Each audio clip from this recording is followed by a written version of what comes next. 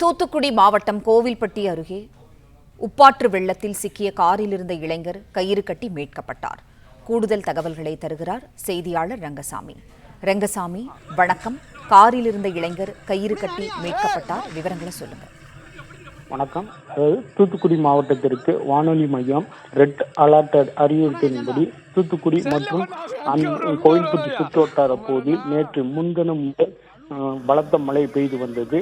கோவில்பட்டி பெய்த மழை சாலையில் வெள்ளம் பெருக்கெடுத்து ஓடுது. இதைத் தொடர்ந்து கோவில்பட்டி அருகே உள்ள கயத்தார் உப்பாற்று ஓடையிலிருந்து வெள்ளப்பெருக்கு ஏற்பட்டு அப்பகுதியில் உள்ள சாலையில் தண்ணீர் வெள்ளம் போல் ஓடியது. இதனால் போக்குவரத்து தடை செய்யப்பட்டது. இந்த சூழ்நிலையிலிருந்து வெள்ளாளங்கோட்டை ஊருக்கு கிழக்கு பகுதியில் உள்ள உப்பாற்று பாலத்திலிருந்து மழை நீரில் தண்ணீரில் காற்றாலை நிறுவனத்தில் பணியாற்றக்கூடிய ஊழியர் மனோஜ்குமார் என்பவர் காரோடு மழை வெள்ளத்தில் சிக்கிக்கொண்டார்.